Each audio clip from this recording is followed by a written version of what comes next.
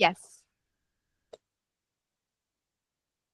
So like I've mentioned before on the agenda today, we've done the welcome. We're going to be listening to the speakers. We're going to be doing the Q&A, and then we're going to be closing. We're going to try to keep this as much as possible within the set time and not take much of your time. Okay. All right, Michael, over to you. Okay.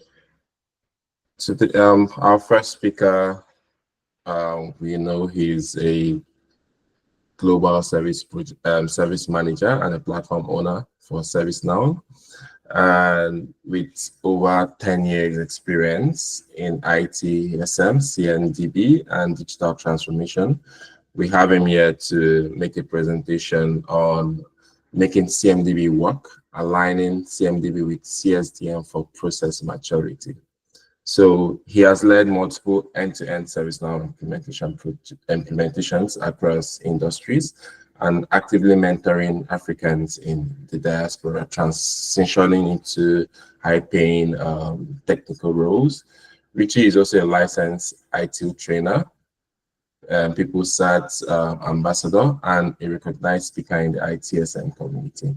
Please, it's a pleasure to invite you, Richie Adetimehin, to make your presentation.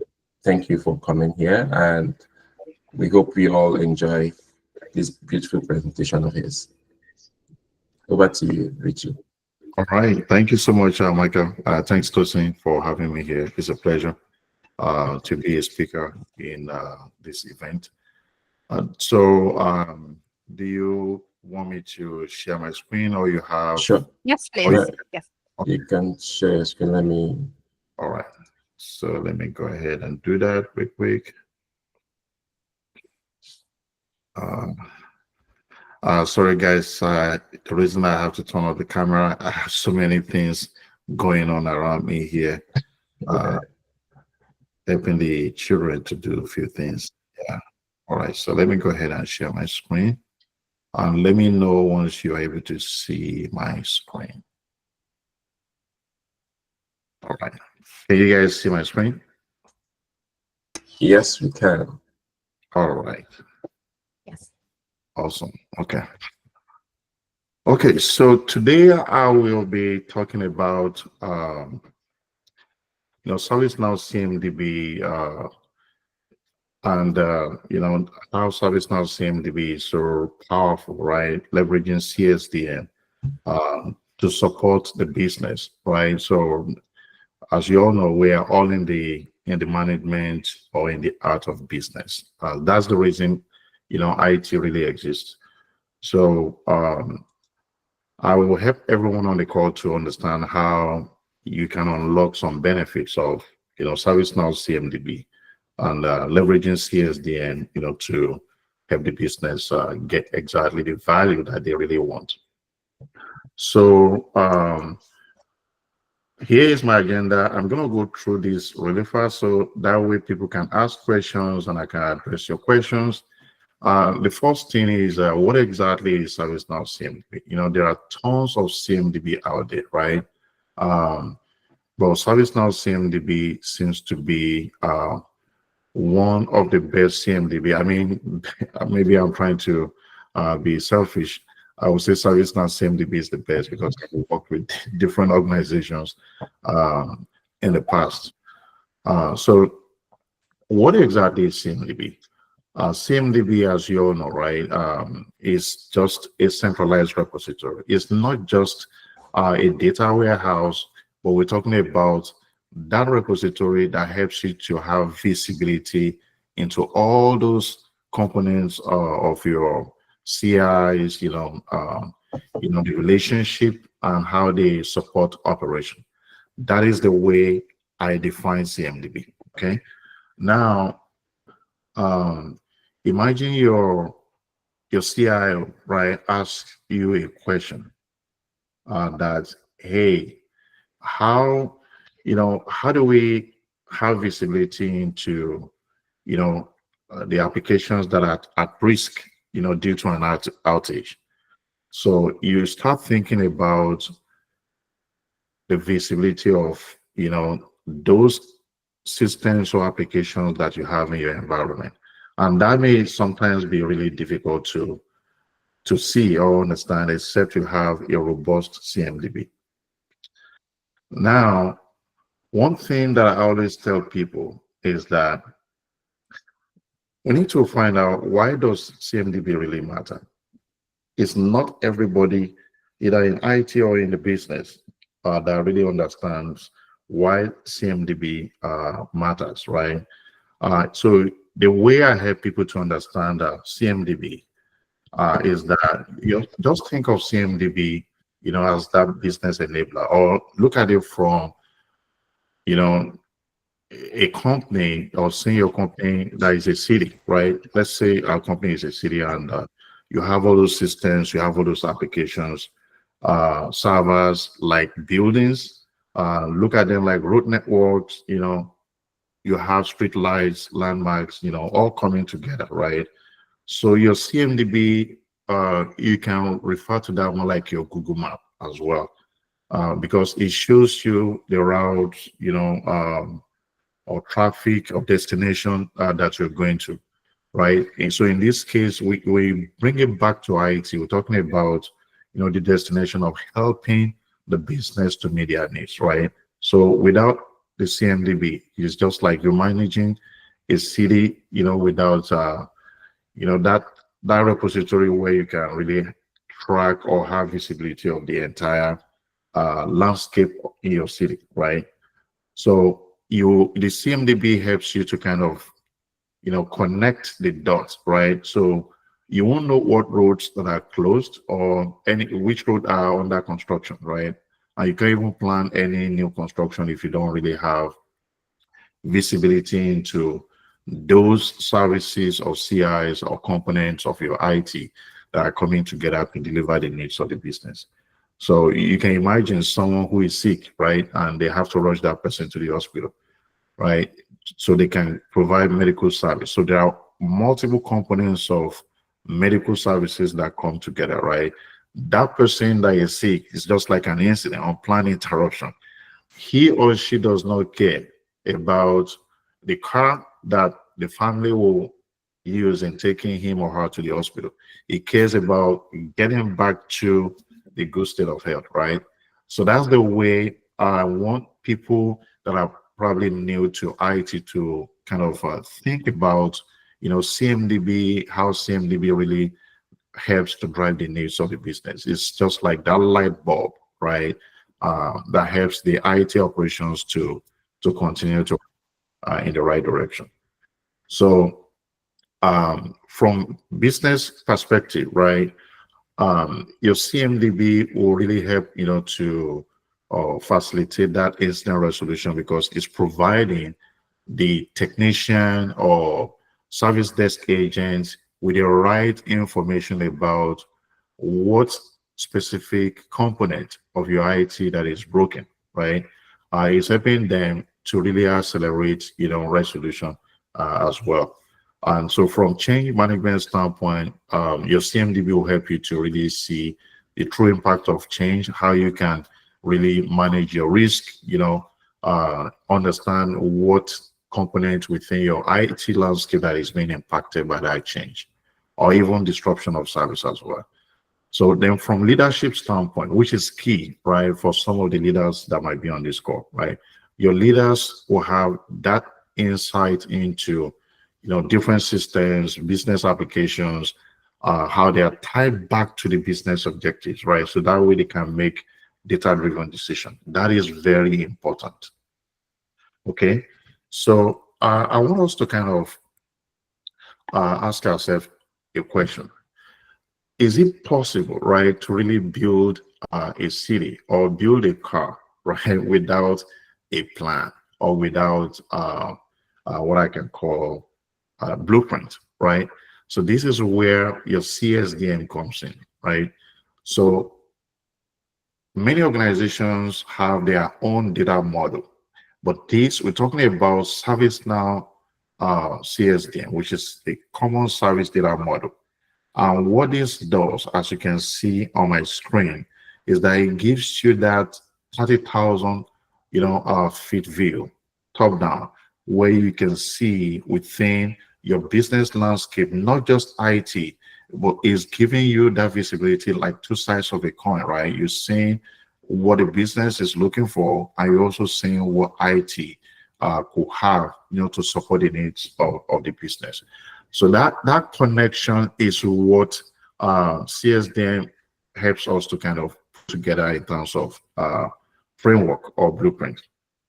So it helps to kind of organize and structure all your data points, those CIs, technical services, your business applications, your service offerings on that business services that you provide to meet the needs of the business. So that is very, very important. So just look at it like your blueprint, which is very, very important.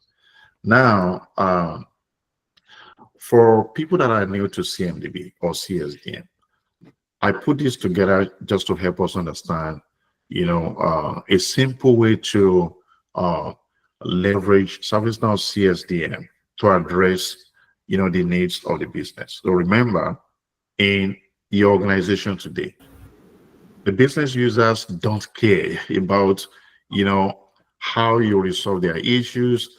They don't care about those dependencies, to the applications. They only care about that service offering, right? And that is why many organizations today make that mistake of defining most of their services in a way that is a little bit too technical, or they don't put it in the right, class or right CI class, right? So here you can see from business capability down to the service offering. This is just a very simple use case. So imagine, someone from the business says, "Oh, I have issue with my email access," right? They don't know, probably they don't know, maybe there's a Microsoft Exchange somewhere, right? They only care about that access to the email. So it makes sense, as a ServiceNow subject matter experts, leveraging CMDB for ITSM to think about it from that user perspective, right? Where you want to kind of create service offerings, then you can bucket those service offerings under a business service, example, corporate email service. Then you can have email messaging service, as an application service. And then you can have that rolled up to that core business application itself, right? Which is Microsoft Exchange. And that can be tied back to your business objective. So that is where you have your business capability. Okay. So remember, as I mentioned, right, your CMDB is just like the Google map, or look at it like your car engine, right? That powers IT operations, and help them to get the needs of the business available. But remember, not all engines, are created equally, right? They are not the same. Every organization has its own engine, Toyota, Mazda, name it, right? All those companies have their own engine, and they have specific blueprint that they use in designing those engines. That blueprint is exactly what we mean by CSDM.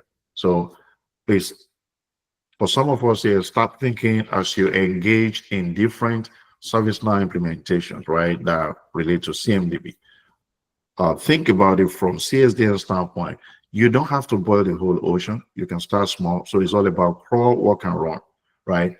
Start off with something very simple. Come up with some lexicons to help you, translate the concept of CSDM into the real life that will drive value for your organization. Think about it from the user perspective. So you can see right here, I put more like a picture of a guy holding that blueprint. So look at that blueprint like the CSDM, okay? Now, on the flip side, which I know we're going to talk more about later today on this call, you can see the guy holding more like a turbocharger, right? So look at that turbocharger that will help to accelerate or enhance or optimize, the engine of that car. That is AI right there. So within AI, we have different components of AI, right? Agentic AI is kind of big right now. So You can have multiple AI agents deployed into an environment that will be able to think, learn, plan, and also act, right? Or maybe act autonomously or semi-autonomously by working with human, right? Humans can be in the loop where required, but for agentic AI, you don't absolutely need human in the loop, right? So you can absolutely deploy agentic AI, can perform magic, right? Within your IT environment to support the needs of the business. So you can see my code right here, a powerful engine, right? Without a blueprint. We break down. Absolutely. So it's just like you're walking in the dark without a torchlight. So a perfectly designed blueprint without an engine is also useless. So it's a combination, it's a co-existence, right? You put in AI like an icing on the cake, right? To make it look more beautiful and get the needs of the business as quickly as possible, right? So when you combine all this together, right, without turbocharged intelligence called agentic AI or AI agents, you're absolutely achieving high performance, right? So you're able to get that hyper automation. And that's the future, and that future is already here, right? So when it comes to perfection in the CMDB, there is no perfect environment, guys. No perfect environment anywhere. I've worked on multiple CMDB transformations supporting cloud, a transformation worth several millions of dollars, multi-year projects where when we engage in a project without having a well-defined strategy, the project will end up, being a chaos. And this kind of a very simple, strategy that I put here, it can go beyond what you see here because we don't have that luxury of time to talk deeply about, so many things around CMDB. But on a high level, you want to start off with your inventory, right? What do we have, right, in our estate, right? Do we know what we have? Because sometimes you're going to work in an environment where they have multiple vendors managing IT applications, multiple vendors in your environment where some might be managing infrastructure assets, right, like servers and stuff like that. Now, the problem when you're driving maybe cloud transformation, and that cloud transformation is dependent on your CMDB accuracy, is that you run into having silos, right? You have siloed environments managing different types of assets or CIs. So you want to pull that inventory. You want to come up with that that laundry list of how many data repository do we have, right? Identify that, then use CMDB, right, as a single source of truth in ServiceNow. And you can pull data from those repository, get them into ServiceNow integration hub, do those data cleanup, and then use discovery where required. But guess what? There are some areas where discovery might not be able to do the magic, right? When it comes to non-discoverable data like ownership data, right? And somehow, some way, you're probably going to need to use a hybrid approach. So you can use ServiceNow data domain, ServiceNow data manager to do more of you drive all those data certification effort. But guess what? We are all humans. There are times we get tasks, we get notification, we don't do anything. Why? Because one, the owner that you expect to kind of validate some data, one, that owner might have moved to another department or is no longer in the company, or the person is absolutely named as the owner, but he is not aware that he's the owner of that CI or that application. So the first thing is do that data cleanup. I talked about data ton, CMDB data ton exercise that I've done in the past. I put that on LinkedIn for some of us that might be interested in reading that. So you can check my profile on LinkedIn.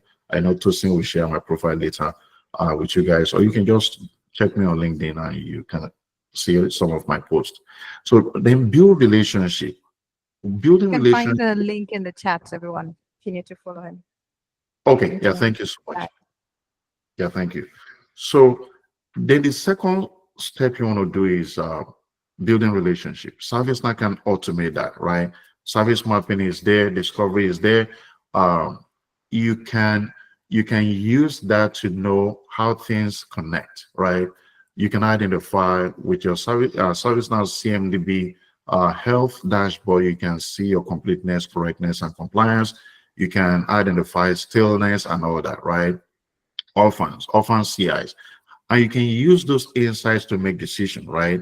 Um, your services are key to the business. That is where you're driving the main value for the business. The business services, is the parent of your service offerings. That layer is very important. That is where you want to define your support group, your chain group. When tickets are created, things can be routed easily. Now, to add one uh one more thing to that is that you're gonna see AI when you start deploying AI in your environment. You see AI helping you, agentic AI helping you to autonomously get things done, right? Without having to manually perform some tasks like a regular AI agent uh activities, right? So uh make sure that you're prompting value impact as much as you can. So as you can see on my screen here, this is something that I kind of put together some years ago, um, working in an environment. It was a pharmaceutical company. We found it difficult to kind of address data. So my leadership say, hey, Richie, we really want to see proof of value, right? Why are we using ServiceNow CMDB? Why is it important, right? So remember, the business leaders don't care about the tool you use, whether it's ServiceNow or not, they don't care. So I put this together to kind of, on a high level, help them understand, the problem statements that we need to address, right, based on their use cases. It has to be based on their use cases. What exactly is the business issue? What is the anxiety question?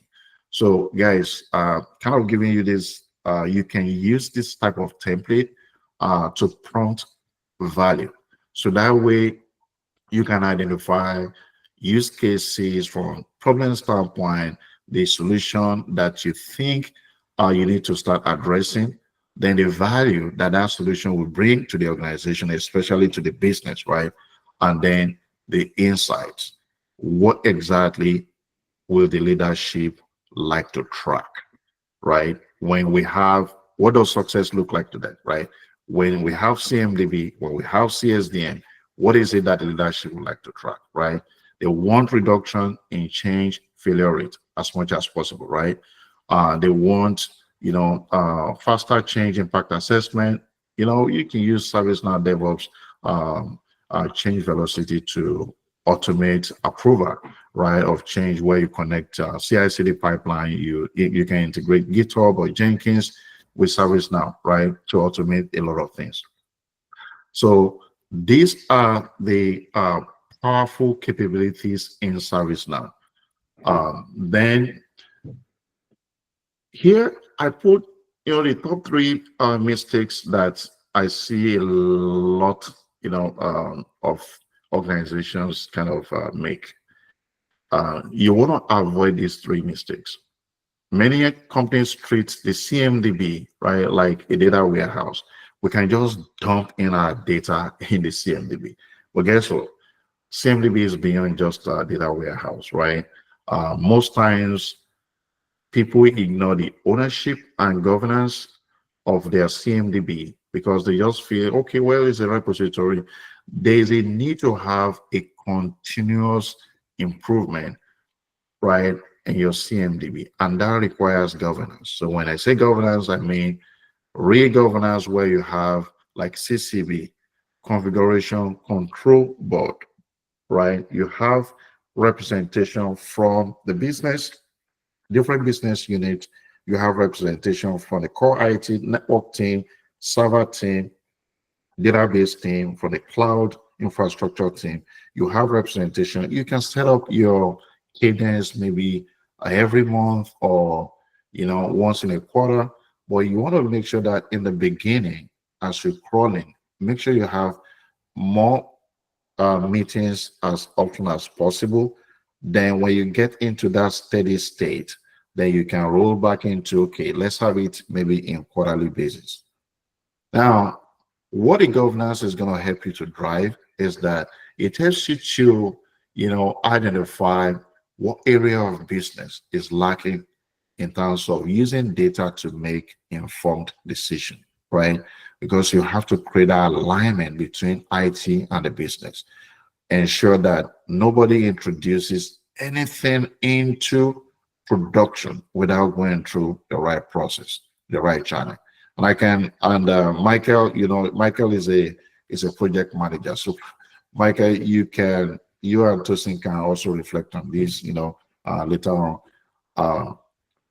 Many organizations today, right? So it's been happening for years, even I know before I was small. Many organizations today, what they do, right, during a project, somebody from the business says, we need to roll out SAP in our organization. SAP can do A, B, C, X, Y, Z. Now they're taking that to the business leadership. They submit their business case or submit a demand. They get all the approval for the project, funding, everything, resources, get people onboarded. Now, when they're doing the design of that product or the service, sometimes they forget many things around the SLA when we go into operation, right? What SLA, right, are we going to have for resolution and for response, right? Is this application going to be highly business critical?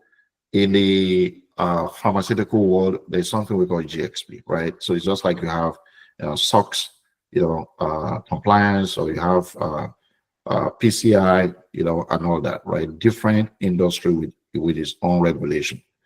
Now, most times, if you fail to address the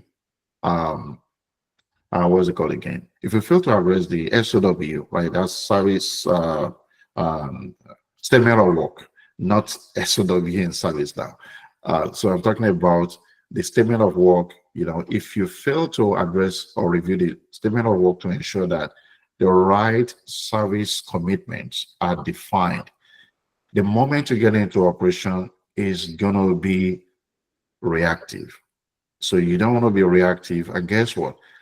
Your ServiceNow CMDB using your CSDM to identify how your business processes can become mature and excellent, right, is very, very important. That is where you want to put your heart as a CMDB, subject matter expert, as a CSDM subject matter expert. You want to work with that project management team to understand, those prerequisites. You want to call out those prerequisites because project managers don't need to know. Okay, your job as you engage in those projects is you start asking questions, create your checklist that relates to CMDB, or let me say that relates to ITSM operations or even CSM, but from CMDB standpoint, right? Have we identified the process of onboarding this new application into the CMDB? Who are the stakeholders? Who are the owners? Who is going to be the business owner? Is going to be the IT application owner, the support group, the change group, escalation path, what is going to be the business service, right, for this application? Are we going to have application service? How many deployed environment of the business application are we going to define in our CMDB? Right. So this is where you want to use your CSDM to drive clarity and alignment. Okay. Then as you onboard the application, as you get into operation, then you can still continue to assess your CMDB maturity, leveraging the crawl, walk, run, and fly approach from ServiceNow. Please don't boil the whole ocean. Don't start, don't start big. Like, oh, our CMDB must be perfect. It cannot be perfect from day one. You have to crawl, walk, run, and fly. Okay? Make sure that if you can't map it, if you have a CI in your CMDB that cannot be mapped to anything, absolutely, it means you probably might not be able to manage it. And if you can't manage it, it's going to be difficult for you to improve it. Okay, so that is all I have. I want to open the floor to questions. Tosin and Michael, I really appreciate you guys and everyone on the call. So over to you guys. Thank you. Thank you so much, Thank you. Richie. You really compacted a lot of information in just a couple of minutes, and yeah, your analogies were really lovely. Thank you really for this. And guys, we are also looking forward to one of these days, one of our meetups, having a technical session with a deep dive with Richie. So stay tuned and just hang on in there with us. That will be some other time in future, hopefully this year. So I would like the pleasure to, let's move ahead. In case there are no questions, we might want to take all the questions towards the end of our session. Please, Peter, please mute your mic.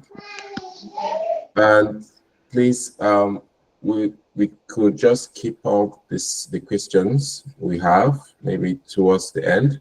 Richie, do you think you're still hanging with us for a while towards the end? Oh yes, absolutely. Yeah. Okay.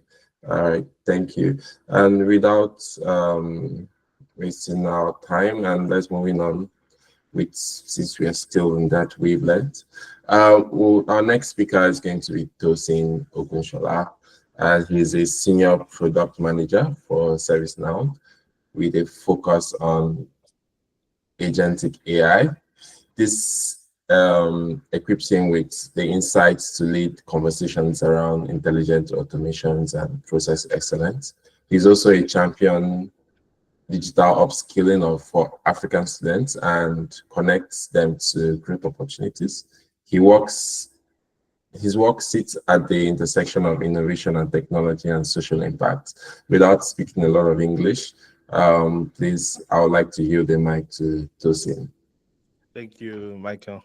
And I just wanted to also appreciate you and Tosin for inviting me to speak here. Am I very audible? Yeah, you're very audible. Yes, you are. Thank you for coming. Thank you so much. And kudos to the previous speaker. Like, there's something that stood out to me about leading with outcomes. I really like that. I may also mention that a little bit when I'm talking about AI agents and leading with outcomes instead of just getting lost into the weeds of the details. Okay, so first, can you see my screen, like in full screen? Yes, we can. Okay, I'm on the wide screen, so it's always a pain to share. Okay, so I've already been introduced. My name is Tosin. I work with ServiceNow. I'm an outbound product manager, and what that means is I'm very involved in the process of speaking to customers, understanding like customer need, understanding how they use all of our ServiceNow products, particularly platform products, because I'm on the platform BU, and taking all that feedback, passing it back to the rest of the engineering and the inbound team to then improve on our product offerings. So I spend a lot of my day like having one-on-one sessions with customers, like hearing some of the complaints that they have, like going to snug events and things like that. Anyway, so today I'll be speaking about how you can put AI to work with ServiceNow AI agents. So I'll talk about like where we used to be in terms of like, static workflows, talk about the innovation that's happened in that space and some of the out-of-box AI agents that ServiceNow currently has. Because I'm behind plan schedule, I'll try to run through very quickly. And I would make this slide available. I'm not sure I can make it available today, but at the latest, I will make this available like early next week. Just need to make sure like it's fine to go out.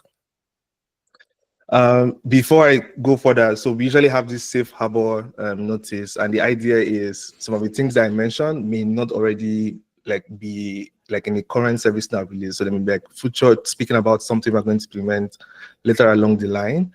So just putting that context here so you don't make any buying decisions from anything I say. But everything is very informative. Like most of it we already have today, but it's just good to have it here for the legal Ibiyaba. All right. We always get that in those calls. Yes. This is typical ServiceNow. Yeah, safe harbor. Exactly. Anyway, so let's start by looking at how AI has evolved on the ServiceNow platform. So in the early days, in what I'll call phase one, so everything was built on scripted workflows, and these were deterministic. And the idea of being deterministic is it's rule-based, very specific, had to be a specific path you have defined. Usually the admin defines that path for the workflow, and it had to be exactly how it was defined. It got the job done, but obviously this is very rigid and it doesn't adapt well to change. And you can think of it, I used to give an example of, baking a pie with my audience, but with this audience, I think the best example is talk about following a recipe to make jollof rice, for instance. So I'm not the greatest cook, but when I want to make a meal, I would typically go to YouTube, go to maybe CCME's YouTube, look at how to make jollof rice. And usually the person is making jollof rice, they have their pot, they already have a list of ingredients, very, very specific, what you need to do. And because I know I'm not the greatest cook, so I follow it exactly. In fact, if it's possible, if I can buy the same model of pot they're using, right? But I would do that, so I'll cut it exactly the same way. And the idea is, if you follow that instruction, if you followed that step by step, you would make nice jollof rice. It's going to be nice. But the problem with this is it lacks nuance, it lacks context. What if you need to make jollof rice for, because maybe she's making jollof rice for 4 people, for something that feeds 4 people or 3 people. What if you have a larger group, you have 10 people? Now you need to have a larger pot. You need to have more ingredients. How do you know? And if you cook, you know that ingredients don't scale 1 to 1. You can't say because I put this amount of salt for 2 people, okay, because I'm cooking for 4, I'll just put 2 times. It doesn't always work like that, right? So you can see how following that static process has its own limitations. And going back to the slide, as technology began to progress, we moved into an era of predictive workflows, and that was in 2023, and it was a big step forward. Because it allowed us to anticipate outcomes, you make smarter decisions with AI-driven, with data-driven insights. So it wasn't very deep on AI then. And then last year in 2024, we saw a huge leap into introduction of conversational workflows powered by Gen AI. Last year we were very big on Gen AI. Suddenly you could start interacting with the platform, using natural language, making these requests, the way ChatGPT works, very intuitive, you're having a real conversation, right? But then all of these have now laid the foundation for what's coming next, and it's already, and that's agentic workflows. So we are bringing together everything we've built so far to deliver AI agents that can act autonomously. They can adapt to new situations, meaning that you don't have to code it statically. It understands nuance and can adapt to different situations. And I'll talk about some of the examples later on. And we can truly put AI to work. So let's go back to the jollof rice analogy. So in the context of agentic now, so imagine you had this device that they've made. It's like a jollof rice cooker, and all you had to do is just you want to make nice jollof rice. So you just tell it, I want to make jollof rice. These are the number of people I need to feed.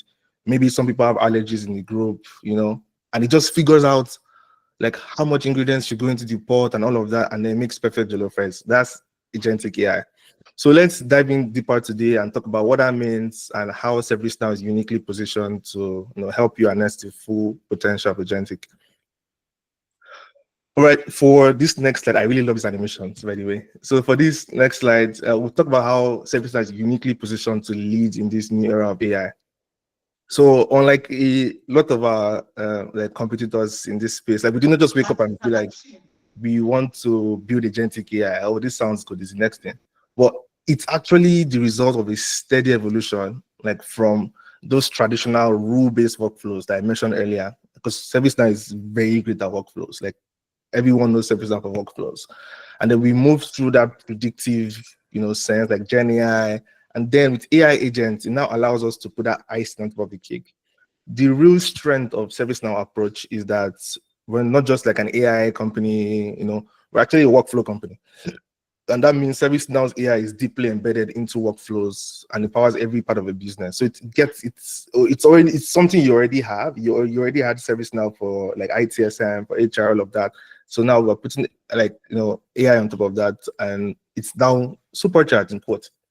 So the key takeaway here is that AI is as powerful as the platform like it's built on. So if you want to deliver like a real business transformation, you need something that can operate seamlessly across different departments, different buying centers, like HR. I talk about HR a lot, CSM. I talk about healthcare as well. I used to do some work with healthcare. And with ServiceNow, all of that works intelligently to deliver value for your business. And when we talk about AI, it's important with AI agents, it's important to talk about how it fits into the context of like the data and workflows. I will go into detail on this. So we talk about like a workflow data fabric. It's how ServiceNow is able to connect like your external systems, like all those data lakes, and make sure like the AI agents are not working with just the information they have within your ServiceNow platform, but it's even getting insights from external platforms as well, even with your workflows. So I want to actually stress on the workflow data fabric part. So I'll just flip over to that slide. All right. So let me talk about like our strategy for our data strategy when it comes to like AI agents and the future of automation. So from the start, and this did not the interesting thing is that this preceded like the whole like like AI conversation, Gen AI analysis. Like it's work that's been going on from way before. So we've been very intentional about building a platform that can connect to just any data. So ServiceNow is very interoperable, and we're not trying to just make you just stick with just the ServiceNow with our ServiceNow suite of products. Like ServiceNow allows you, everyone knows ServiceNow allows you to connect with external data. We make it very easy. And our integration hub provides like hundreds of pre-built integrations. So you can bring the data from like cloud apps, databases, like legacy tools, and this is very straightforward, it's secure, and we've not stopped there. Now, we're moving beyond that, and the idea of workflow data fabric is now you can have initiatives like what we call zero copy data access. So instead of accessing these data lakes, importing the data into ServiceNow, you can actually begin to get insights directly from those external databases. And we have partnerships with like people like Snowflake. And the idea is that we're allowing ServiceNow platform to index and work with external data, like real time. You don't need to move that data. You don't need to duplicate it. And that means if you're an organization, which is true for millions of organizations, like you have ServiceNow, but you don't only have ServiceNow. You have ServiceNow plus some other like systems that you have. But the great thing is that we play nice with everything. And the beauty of this is that your AI agents are more powerful because it's working on data that is not just like on the ServiceNow platform. It's working, getting real-time insights from even like external systems. Let me put it in context. Say, for example, which is not a case I want, but let's say you're a ServiceNow customer, you use it purely for ITSM, but some of your employee system is on HR for you, but it's like an external, different system. But like with workflow data fabric, you can then have contextual information from that external system, like real time, without needing to copy that into ServiceNow. So that's why I think this is really important. Like, it's the connective tissue that brings everything together. So you have structured, unstructured data, no matter where it resides, in a single unified data layer. So with workflow data fabric, it lets you have like a 360-degree view of all your employees, your customers, your operations, and this empowers your AI agents to reason over all of your data. So in short, ServiceNow is not just building like smart AI. This is going to be like the richest, most connected foundation possible because it can deliver real-time, like transformative value for your business. I talked about AI workflows. I'm going to just run it very quick and just go into some of the AI agents that we currently have out of box. So let's look at some of the ones that are available right now. And they're already, like, these are already in use right now. Like for IT, someone want to say something? No, it's a mistake. It's a mistake. Oh, okay. So for IT, so AI agents can automatically categorize incidents just by Tosin, sorry to stop. Sorry to stop. I was asking a question. Will, for example, like you talked about, workflow data fabric. I know it's going to be able to take data from the client. Would they be able to specify what they want you to see, or just going to bring in all their insight, their data into ServiceNow? Like it's not bringing it in; it's able to access it without bringing it to ServiceNow. Yes. Would they be able to say, okay, we want this to be seen, this should be for our, this is for our company, we don't want that to go into ServiceNow? Would they be able to set that? So that's going to depend a lot on what the external system is, to be honest. So because think about like all the data rules are governed like externally. So ServiceNow is just connecting through workflow data fabric to that external system. So it's going to depend. Okay. Yeah. I think we have a question from Adex and another one in the chat. Okay. Do you want us to keep that till the Q&A session, or you want to take that now? No, you can come in now. Okay. I think we have one. We can only take two.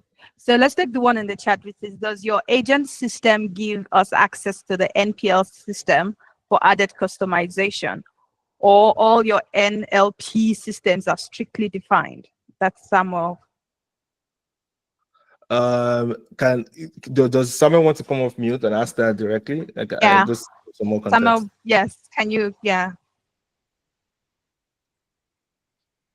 Okay, so what I'm asking about is like, okay, very interesting. Sounds very interesting. So, I mean, like, for example, now the NLP system, the natural language processing system. So, for example, now I'm doing something for a client, and the client is telling me that, okay, they'll love the agent to do a specific function which is not available currently. Like, for like customization. Okay. Oh yeah. I'm going to talk about that. Of course I'm going to talk about like the pre-built like agents that exist. But actually, yes, you can build your own. Like that's the idea behind this. Like it's not like we've built this predefined like AI agents and that's then also sorry, that means you can also upload your own dictionary, like probably like some predefined dictionary, and you upload your own dictionary to the system.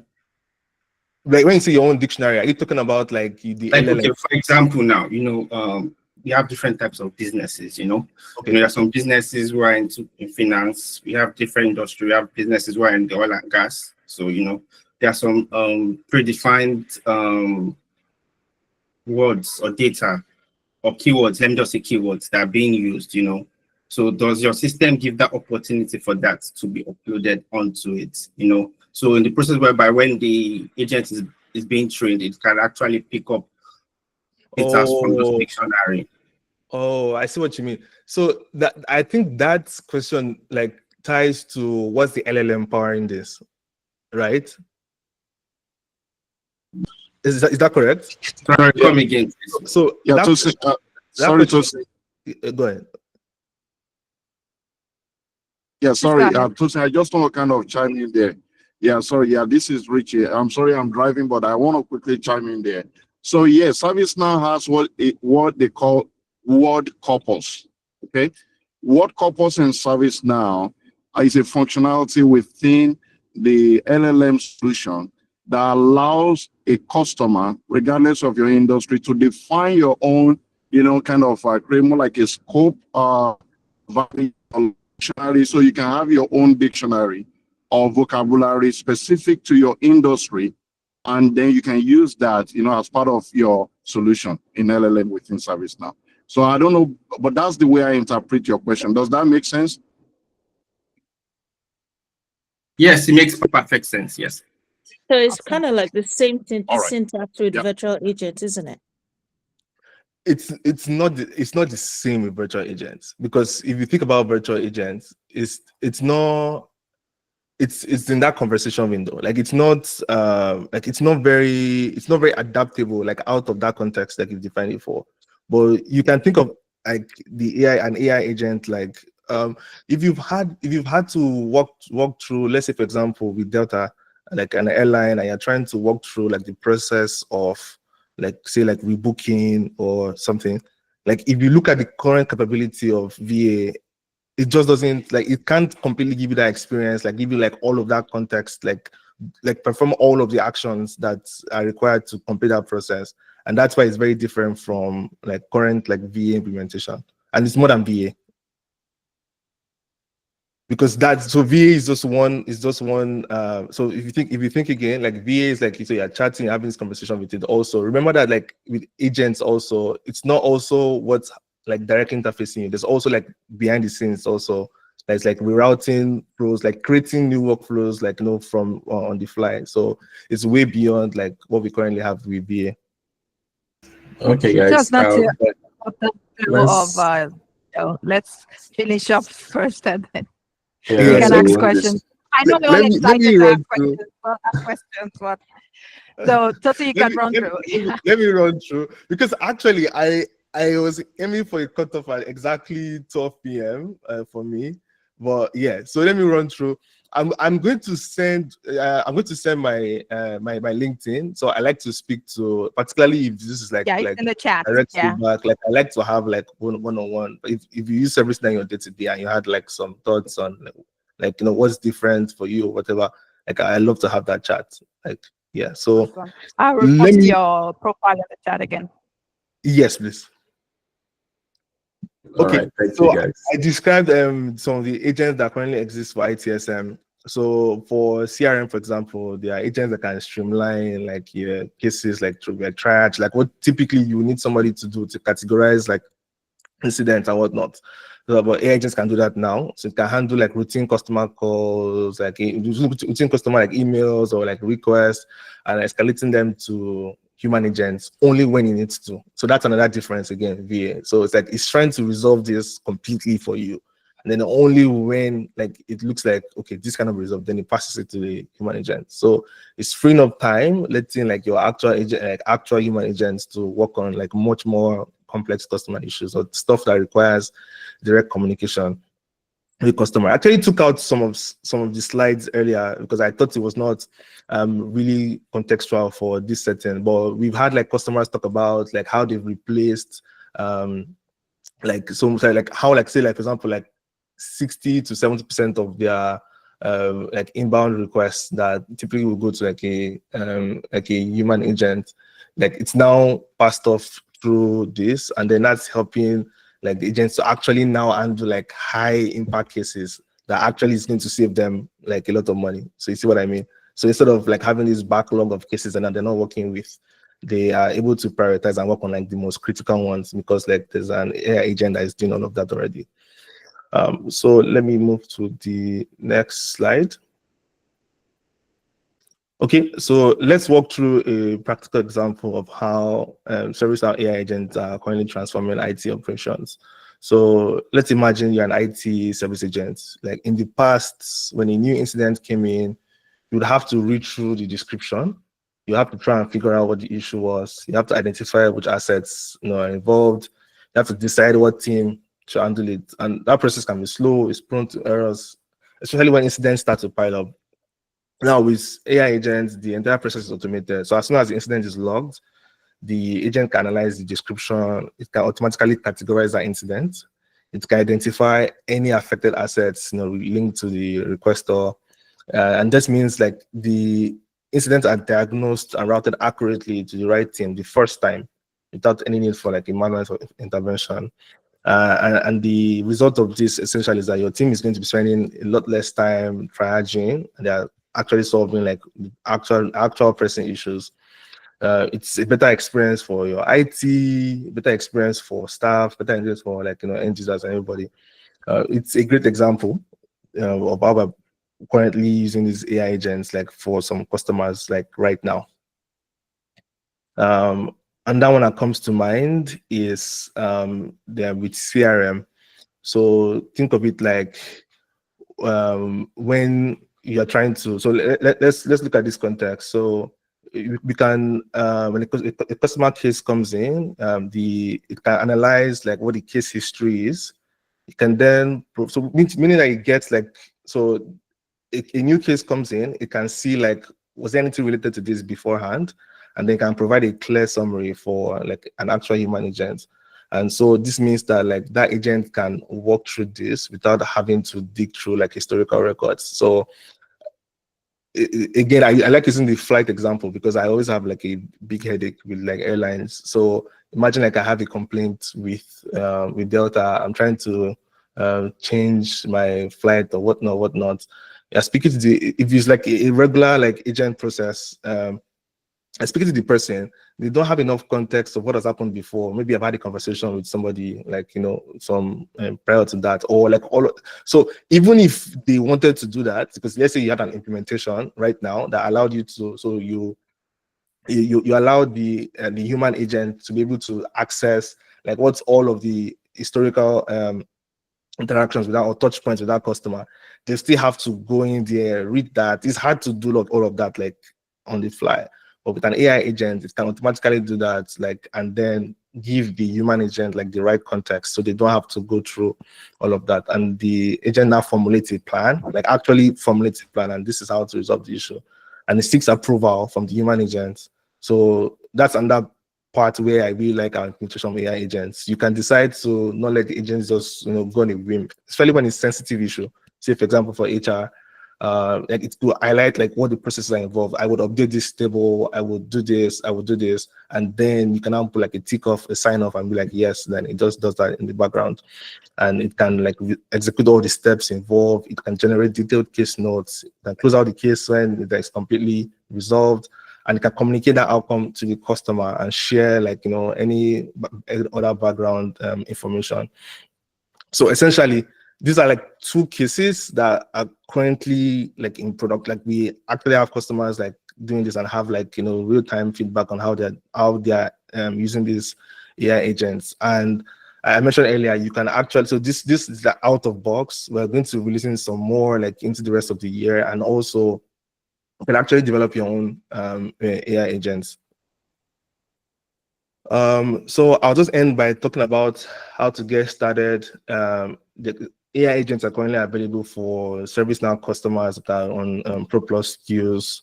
So if you work in an organization that has a Pro Plus SKU, it's that you currently have this if you're on Xanadu Patch 7 or Yokohama. And you can start quickly with the out-of-box skills across like different workflows like IT, HR, customer service. Most people usually start in one area, and it's usually ITSM, as we all know. And they start this, when they see results there, then they now scale it to other BUs. So whether you choose to use the pre-built solution or you want to work on your own, like our current capability helps you to actually get running very quickly. And lastly, I hope this was I know it's very introductory, but I hope it was informative about what we currently have, and I hope this was also helpful. So thank you very much.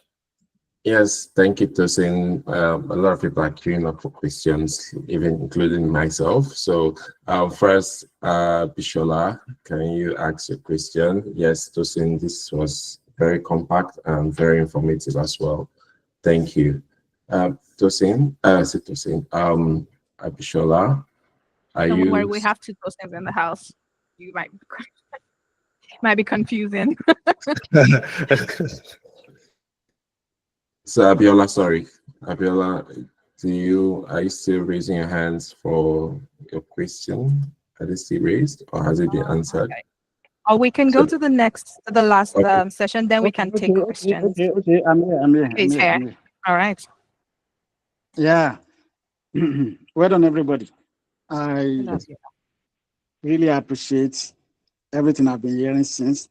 Actually, the question I want to ask was asked by a friend who was, I was talking to him about ServiceNow, and he was contemplating on what to do between, I think somebody told him about Google Workspace and I told him that I think ServiceNow is more than the Google Workspace, but you know, I still need to like give him a more convincing answer. That's why I just want to ask this question: what's the difference? Well, how can we say, okay, these are the advantages of ServiceNow over Google Workspace? If I understand the question, I think you're asking: is your friend, does he own an enterprise? Because ServiceNow would be something that is more focused to enterprises. Because now it's like he's trying to manage, or is that what he's trying to do? Because Google Workspace is an entirely different thing from ServiceNow. Okay. Right? But we would answer your question in the Q&A. Don't worry, we'll take that down, and then we'll give you some guidance as well. All right. Thanks. Yes. Okay, Michael, over to you. Okay. All right. Tosin, are you still with us, or you would have to drop off?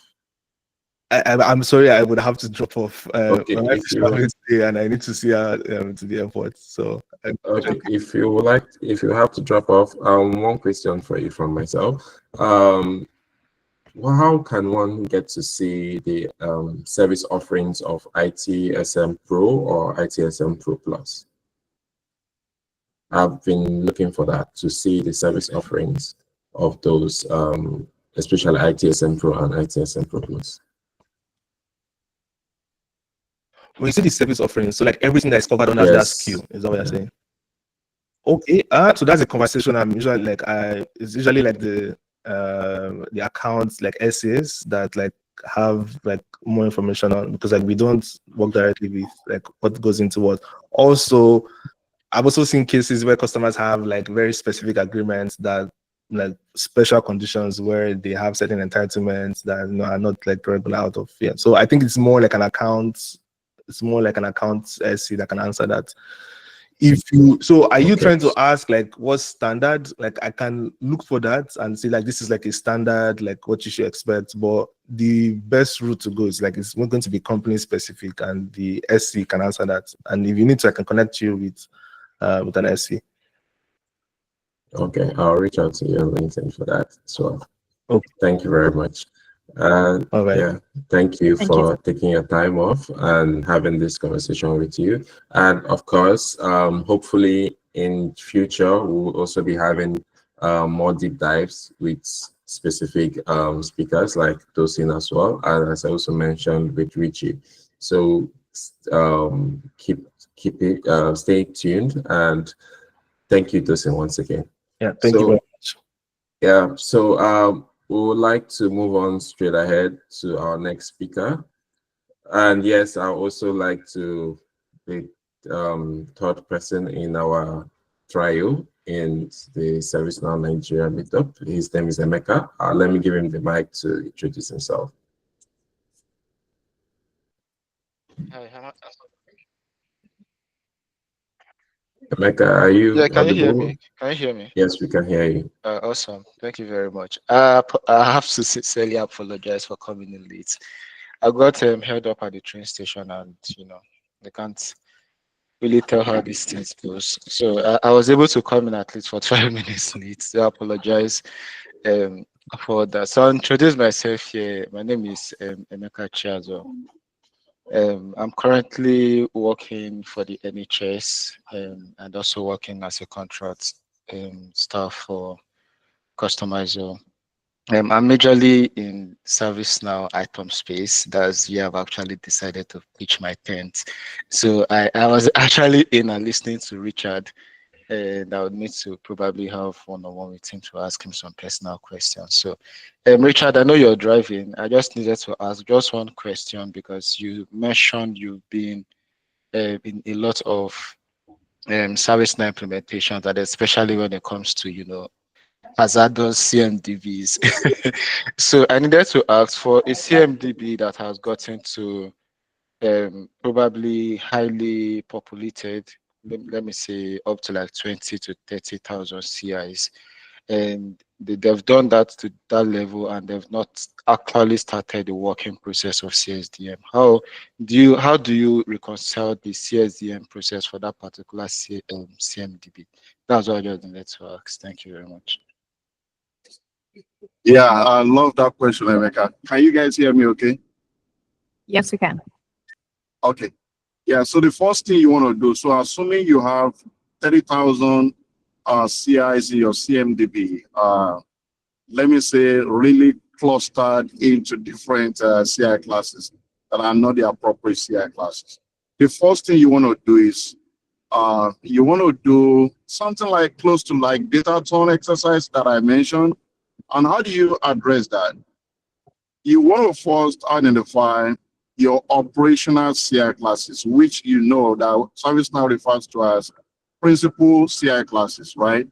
So once you identify your CI classes, those CI classes will serve as your bucket of where you're going to put your CIs. You will have parent and child relationship, right? So once you identify that, then you want to look at all the CIs that you have that are not operational. So those ones might be the secondary CIs that you need to put aside. You're not going to put your energy cleaning up CIs that are not used for incident, change, and problem. Okay? Now, talking about the operational CIs, you bring up your CSDM, which is going to be your blueprint, and start having conversation with the business, asking them questions about the services and the service offerings that they are leveraging, maybe to support finance, sales, marketing. It depends on the type of business. In the pharma industry, you want to talk with the clinical research team, R&D. You're going to have different business units, right? You can use your company table in ServiceNow. Those business units, you can start with that to identify, okay, what are the business units we have in our organization? Then go to them. You can even create a more like a project operational dashboard, right, in your ServiceNow environment to now, create that filter to identify the existing CIs that we have for business unit A, the ones we have for business unit B. Now, then you now start putting them into what do we have today that is in server CI class. Then when you start having conversation with, like a server team, or you have conversation with network team on those network devices to identify, are they truly owned by a network team, right? The other thing, the other caveat I want to call out, which I mentioned during the call, in the early stage of this call, was that in the environment where you're working, are they managing all infrastructure and application internally, or you have vendors managing some of them? If you have vendors, I can guarantee you some of the vendors are either using spreadsheets to manage the CIs. Some of them are using, a tool, is their own dedicated CMDB, outside ServiceNow CMDB. You need to find a way to reconcile them. You need to establish the governance and enforce that governance to say, hey, any incident ticket created, we are not going to use generic CI. The CI must reside in ServiceNow CMDB. Now, for you to get that done, if you don't get the buy-in of your leadership, it's going to be a failure. I can guarantee you 1,000,000%. You need your leadership buy-in. And how do you get your leadership buy-in?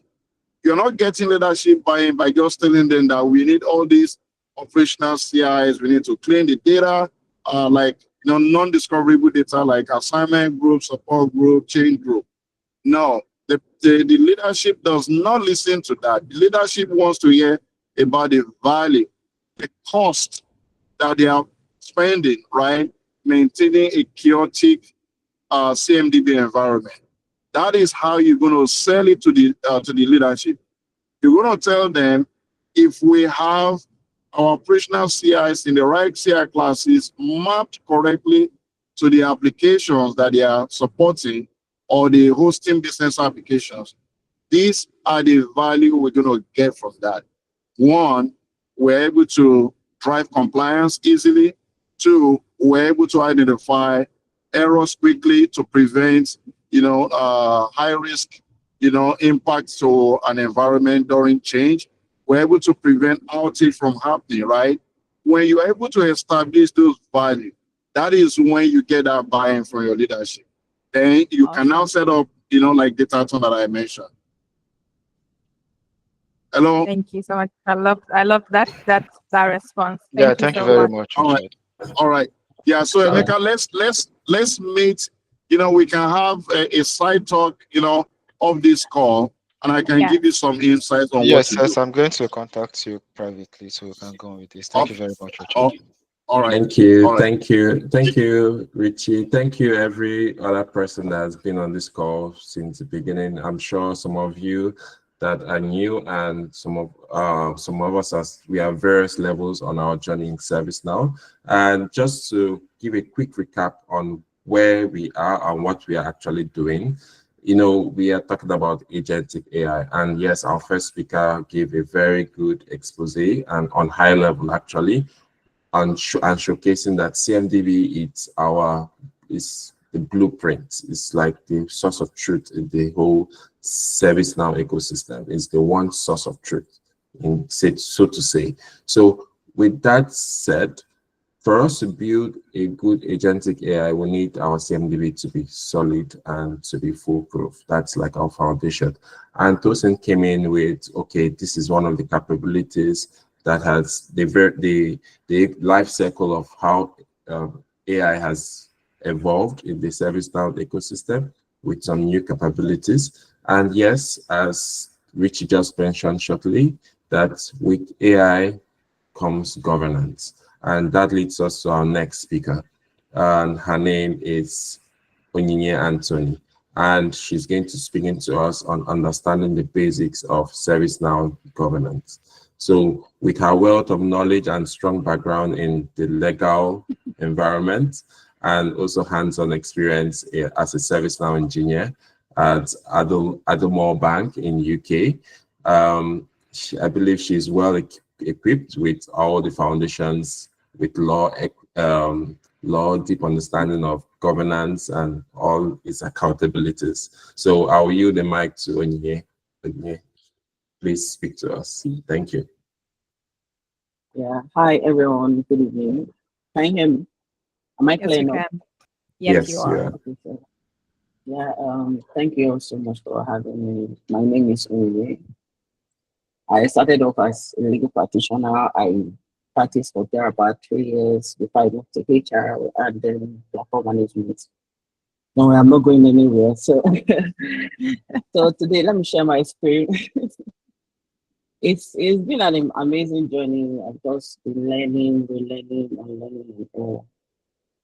So today I'll be talking about, I don't know, how do I do this? Understanding the basics of ServiceNow governance.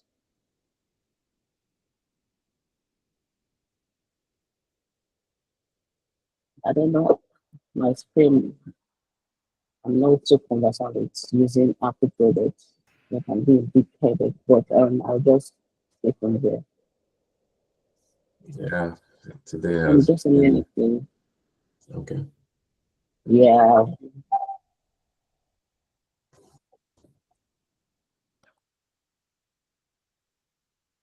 So as Vincent seeking to understand the ServiceNow ecosystem and looking for a mentor, it's always good to connect and link up with speakers and fellow Meetup members to learn more.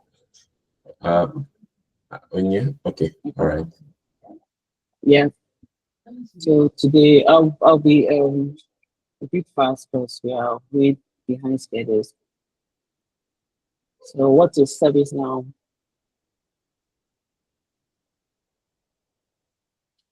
What is ServiceNow governance? It's a framework. Can you see me? Can you see my screen? Is that yes, fine? we can see us in, yes. Okay. Okay, it's a framework of policies, processes, or standards that ensures that platform aligns with business objectives. So it's more like I would just put it as a box that includes everything that is needed to start up a company, the rules, the procedures, everything. So I group this into three: the who, the what, and the why. Who. So who are these people? Who are you giving the power to make these decisions for the company? Are they empowered enough with good skills, good knowledge to make these decisions? Because ServiceNow governance is more like the foundation to good ServiceNow platform management. So are they strong enough? How have they handled their previous departments and also their skills to how good is it? The what are these rules? What are these procedures? Whatever it is, it has to be clear. It has to be stated because this promotes accountability and transparency within every team member. So these are very important. And the rules and the procedures, do they align with the company's policies, company's goals and objectives? Because no matter what we do, we are all working for the company's productivity. So it's very important that we always have that in mind. And why?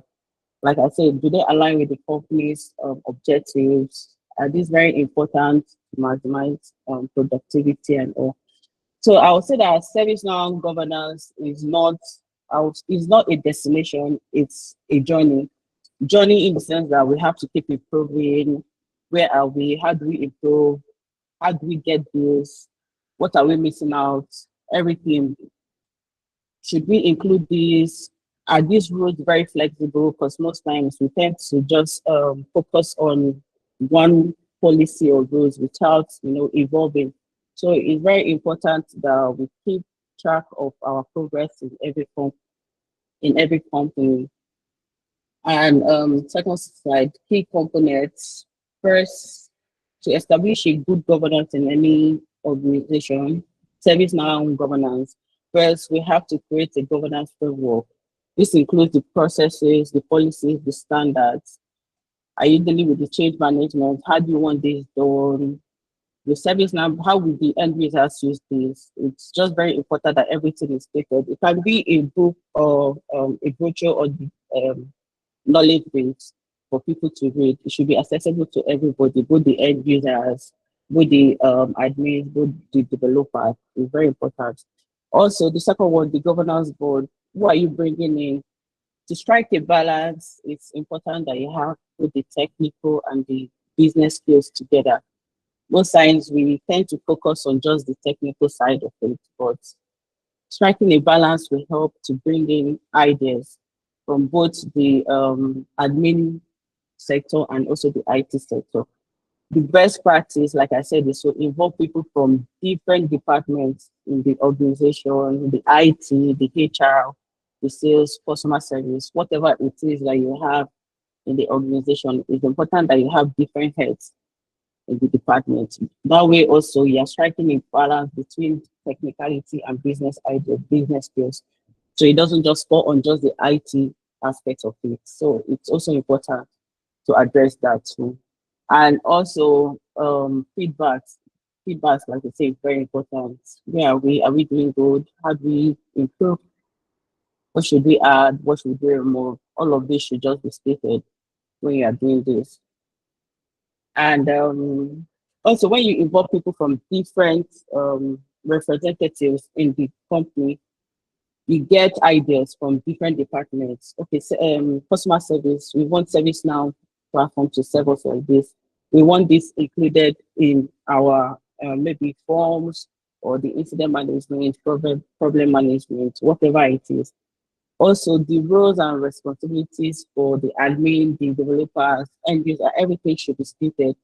Are the administrators allowed access to the developers tools? The developers, what should I do? Are we also sending out good bulletins at the end of the week to enlighten people? Everything just has to be stated, like I said earlier. Transparency is very important as this also promotes accountability. We should be accountable for our jobs, for whatever task it is. I remember when I started working, most times I used to think that as a group is more of collective progress. So most times I didn't assign tickets. I would just do it without assigning, but then I was made to understand that there's also self-evaluation. Your line manager also has to ensure that you're doing something. So just like smoke doesn't hide, it's also important that you don't hide your tasks and your skills within the company.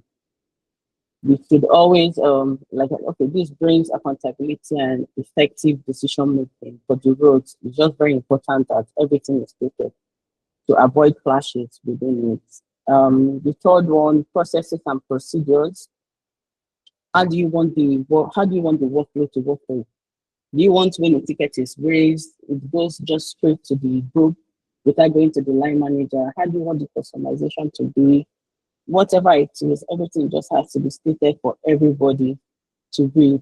How many environments will be used? In my role, I think we had 4, but we use majorly to the dev, the UAT, and the production. I know some people use the training environment. So you have to state how you want it. What are the processes to be implemented to push into life? Do you want the what's it called, deployment once a week or twice a month, whatever it is? We did our pushing to life just on Thursdays before 1 p.m. When I joined, I was like, why before 1 p.m? They stated that they just had, it's very important just to conclude whatever ticket it is, because we see situations where some users don't really know what they want. So when you are done pushing it to life, they'll be like, oh, sorry, I need this to be corrected. I need this, I need this. So it's just best that we conclude everything on a Thursday. So pushing it to life. Also, this helps with documentation, because you can't just push it to life every day. The documentation will be a bit messy. And also the bulletin, being that we release every Friday, is well stated, it's clarity and all. It can be for the bulletin, blah, blah, blah, enhancements was pushed into life on Thursday, that's the previous day. What's in state, maybe you have 3 incidents left. And at the moment, we are looking at, we are chasing the users for maybe a response and feedback on what we have done. So clarity is very important. Good documentation is one of the skills that every admin or ServiceNow developer should have. Because like for my incident work notes, then first I put the issues, then the solution. If I got the solution from maybe ServiceNow community or Google, I tend to put the link just in case somebody picks up a similar ticket in future. You can just go to where it is. For example, maybe the issue, user was unable to log in because maybe the user ID and email did not relate. Solution, I reset, okay, I corrected this, I reset the password, I forwarded it to the user on Microsoft, and the user is happy for the ticket to be closed. It's just simple. If you have any links, you put it there for future reference. Somebody might pick up a similar ticket in future, and it should be a person to get it done. So this is also very important. Also promote continuous training and development. We know that ServiceNow has a lot of patches, upgrades, everything that comes with it. It just keeps us on our toe to keep learning. So it's very important that we have continuous training, development. It might be monthly, quarterly, whatever it is, just to enlighten even us developers on what's new and how we should go about it, and also the end users for self-service.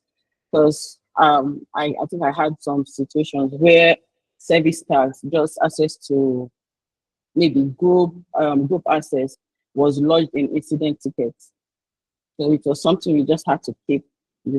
It's something we have to keep training them on how to use it. And also we got tickets that was it's something that you can solve by yourself. But if you have all this and also knowledge base, your knowledge articles being up to date, I think it's very important that we have the trainings, development, monthly, quarterly, whatever it is, just to keep everybody alive.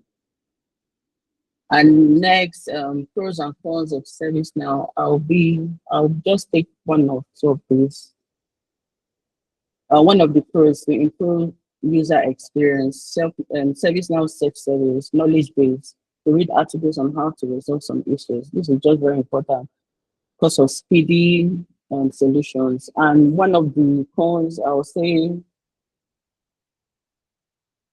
requires ongoing maintenance. Like I said, the ServiceNow governance is not a static and forget it. It requires constant reviewing, updating, learning, relearning, everything. You just have to keep on finding out or doing what's best for the company. Okay, how do we go about this? We are here now. What should we do to get to this? All of these are just very important. So it's not a destination, it's a journey. You just have to keep improving on it. You have to just keep doing things to work in favor of the company to maximize productivity. Yeah. And this one, let's bring it down to Nigeria. I just made an example using since we're in Nigeria. When you Anthony's telecommunication uses ServiceNow ITSM to ensure scalability, security, and efficiency. What do? You have to create a governance board. Within here, you see that there are heads of different departments. It's not just IT. We have the legal counsel, we have the compliance officers, we have the HR, CIO, all of them together. Different ideas, technicality, business skills, everything is there. Admin, they're all here. Secondly, the governance policies and standards. Also, here you have to also state how you want the decision making. Is it by a majority voting? Is it by seniority or any other method that they want to create? It can be just to trade, but anyone it is. How do you arrive at these decisions? All of these are stated there. It's just very important. Everything is stated. Clarity.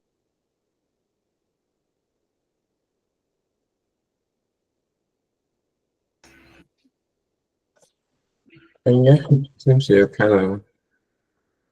I think we've Cruise lost there one for a here. bit. Okay. Oh. Anyway. Hello, Ian, are you still So with us?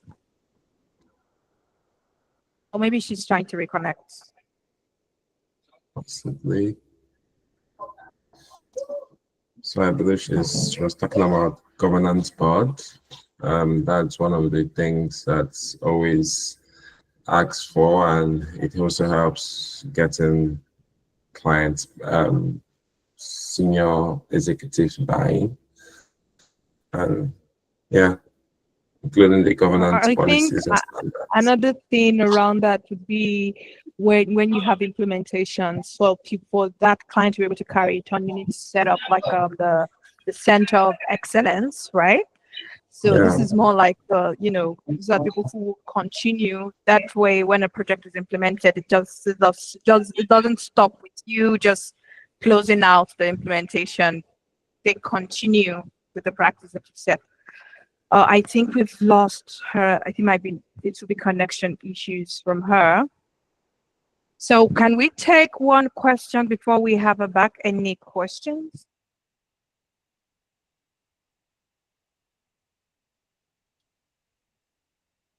Any questions?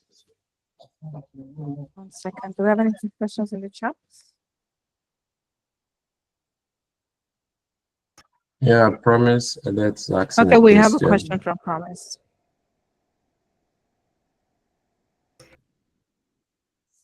Like in a ServiceNow project where there is a strict go live timeline, but the client continues to request additional changes. Okay, so you're back. Yeah, sorry. It rained in Abuja and it has been a mess lately. I'll just continue. All right. Sorry guys for that. Okay, yeah, and also can you see my screen now? Yes, we can see your screen. Okay. Sorry about that.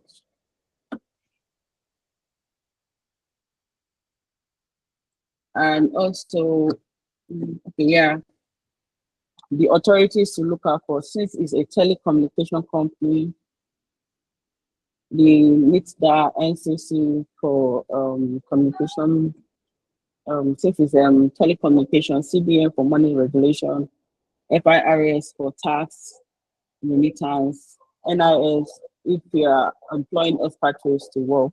Are you on the SEPAC? Are you on the temporary work permit or visa on arrival?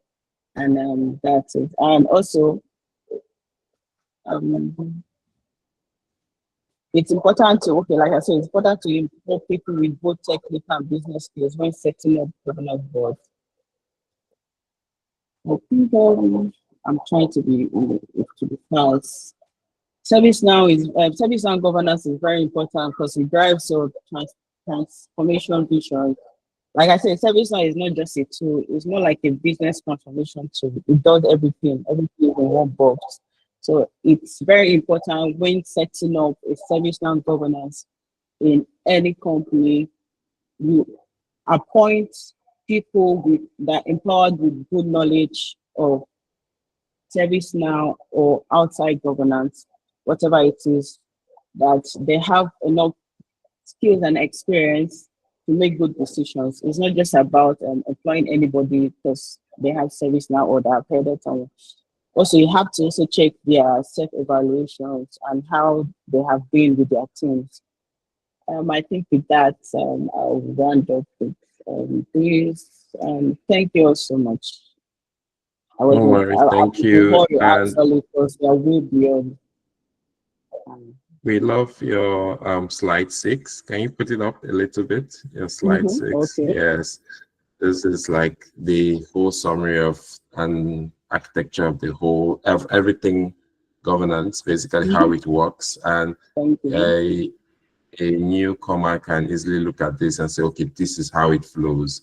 And promise, okay, I think Kevin has already given you a scope into it. From my own experience, you set up governance boards and to set up create policies, how changes will be done, how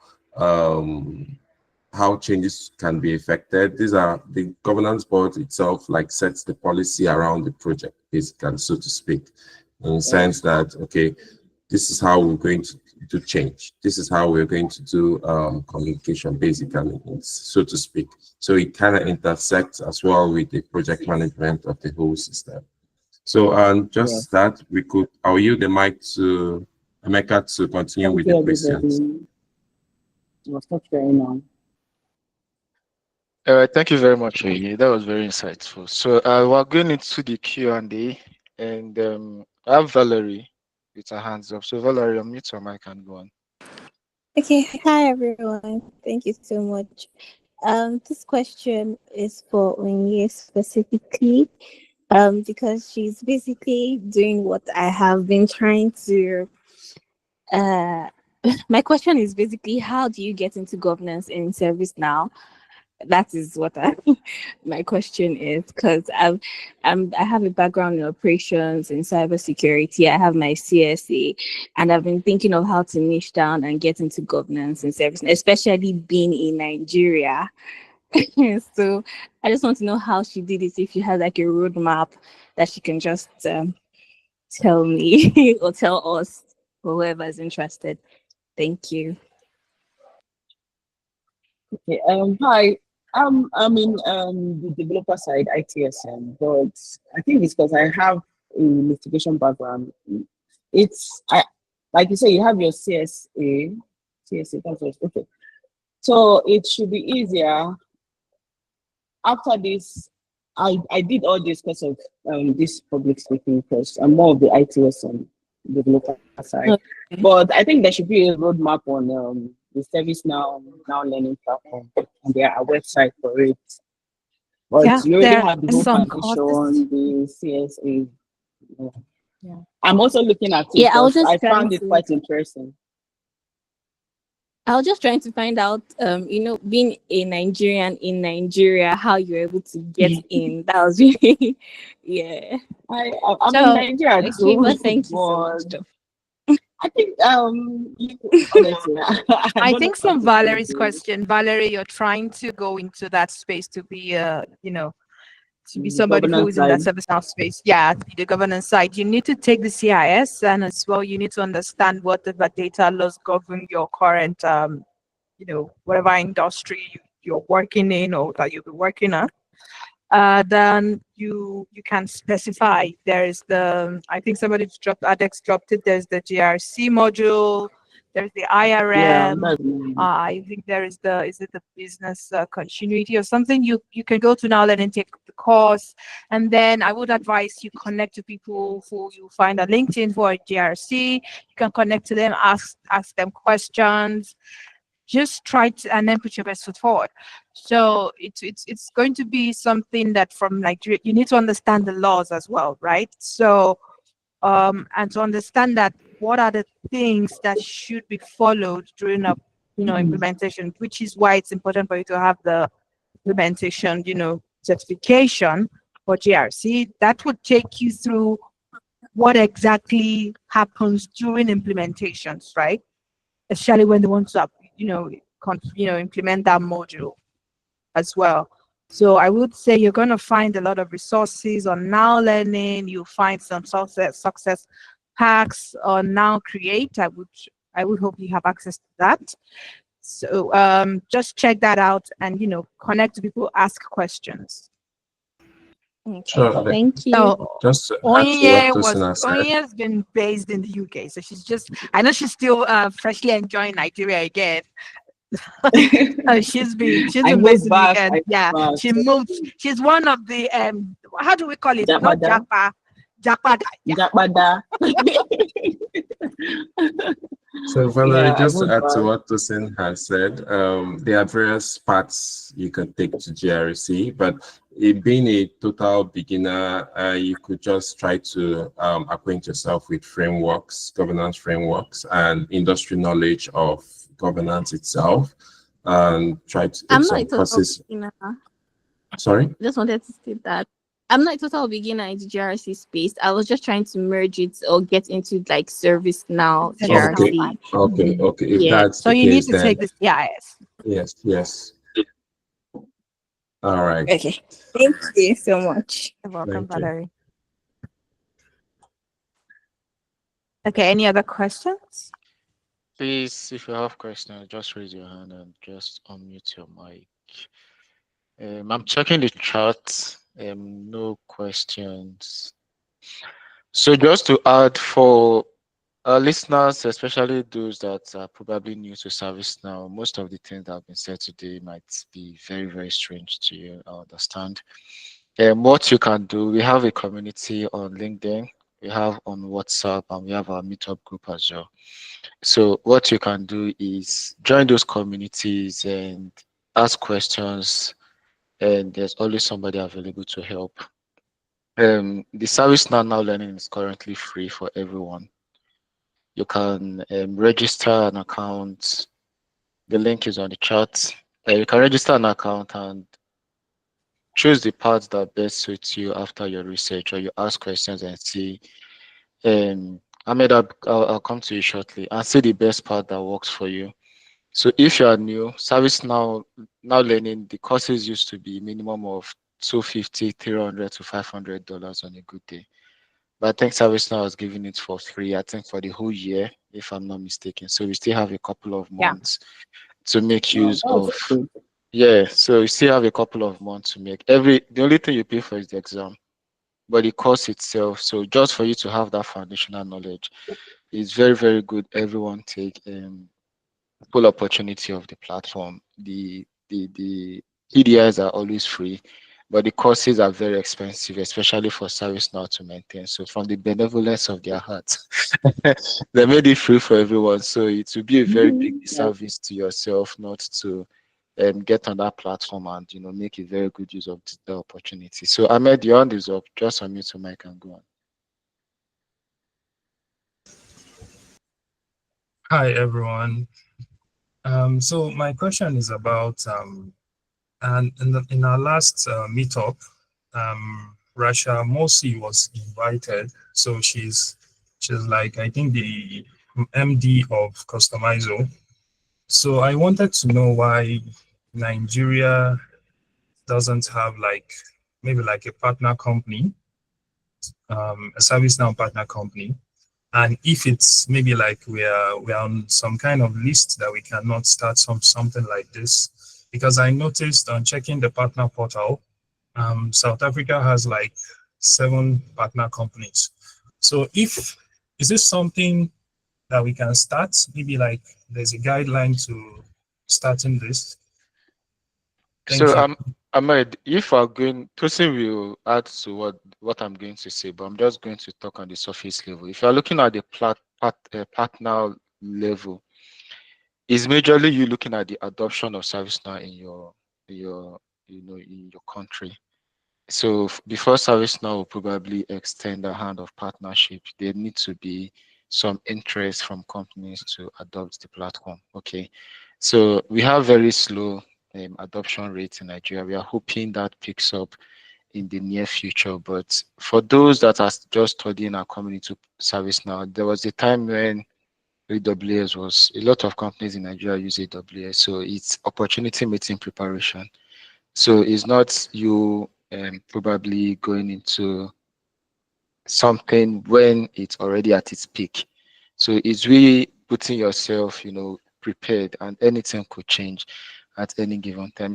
There's a very big implementation currently going on. No one ever believed such a company in Nigeria will adopt ServiceNow, and they reached out to, which I believe Tosin we had, and that implementation is currently going on. So once in a very soon, we believe ServiceNow developers will be needed in Nigeria. And after our last ServiceNow meetup, we had the spotlight of adding Nigeria to the Meetup map as far as Africa is concerned. So that's one of the one of the achievements we've gotten since the Meetup has started.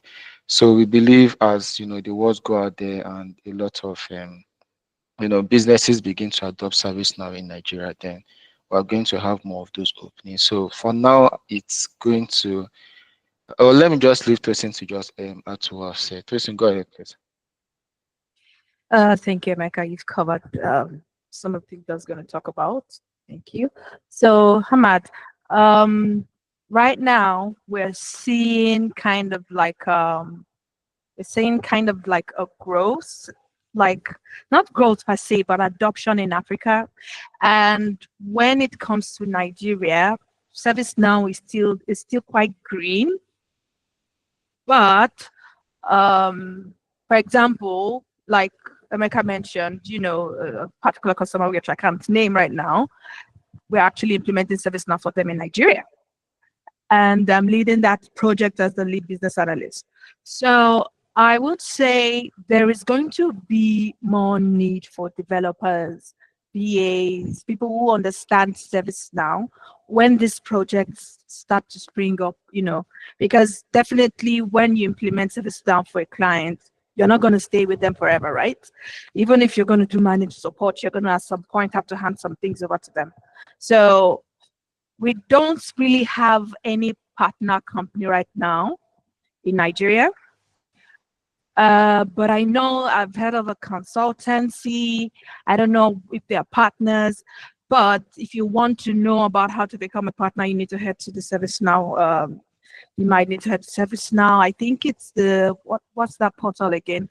You might send them an email or said, where you're on the partner, partner finder or whatever it is. You can send them an email. They would give you a guideline. So I think it comes with you can, there are different stages, whether for registered, whether for, consulting and implementation. There are different parts, or whether you're just a technical build partner, where you're building applications for ServiceNow. So that at the same time doesn't mean that Nigeria is not going to eventually have, things start to spring up. But we're hopeful. And with this meetup, as Emeka has mentioned, we've been able to, open, shed more light on Nigeria, because now people are starting to see that we have people who can, be on ServiceNow projects in Nigeria. Do you understand? So there's still a lot more that will be done. There's still a lot more to do. And we hope as we continue to go and grow, there's going to be space for everyone. I hope that answers your question. Yes, thank you. You're welcome. Okay. We are, exactly on time. So let me just close this out. Michael, please, can you go to thank you to our volunteers. I want to spotlight our volunteers for this meetup. They've been amazing. Tajidin, Jeremy, if you saw those cute designs of that, our background, that was all Jeremy. I mean, we're looking good now. I especially love what he did with the map, on the developer meetup. It blows my mind each time I see those designs. I'm like, wow. I mean, me and my Canva, it's telling me, go and sit down with your Canva. Leave design for me. So thank you so much, Jeremy. Nafisat, she's been amazing. You're absolutely welcome. You're seeing us everywhere. Thank you. You're seeing us everywhere because Nafisat is she's bombing, blasting everywhere. Thank you, Nafisat. It's been amazing. I mean, we can't do this without people. These meetups cannot happen if we don't have, help, if we don't have people who are supporting. It's amazing. If you want to support us in any way, volunteer, whichever way, please reach out to us. I'm on WhatsApp, and, we can reach out to us even on LinkedIn. Promise Edit, thank you. She's been manning our chats. She's been a little busy, so she's not been able to read too much this time, but she's been amazing. Thank you all. And, my musketeers, Emeka and Michael, thank you guys for being amazing co-organizers. I mean, I'm always harassing them. They're two married men, but I'm always harassing them. but we get it done. We get it done. And it's been quite a journey with you guys. Thank you all for joining. Tammy, I know Tammy is in the chat somewhere here. Thank you for always being so supportive. Trey, thank you. Onyeye, Tosin, Ogushola, Mr. Richie. Thank you so much for coming and joining us. I mean, we have to bring some of you back. Guys. We have to bring No you worries. back for a deeper dive because I enjoyed the CMDB, CSDM part. So we have to have like some purely technical sessions where we would have you. And thank you so much. We are still planning our physical meetup. So please stay tuned. We hope some of you will be able to come. It's going to be Lagos. So yes, that would be our next meetup. I would love to be there. Thank you so much, Joseph. Thank you, guys. Thanks, Emeka. Thanks, everyone. We don't want to take so much of your time. Thank you so much. Thank you for joining us. Okay. All right, now we can close. All right, bye, everyone. Thank you very much. Bye-bye. Thank you. Thank you. Bye. Thank you. Bye. Thank you. Thank you. Yes, thank you. So thank you for a good session. Bye.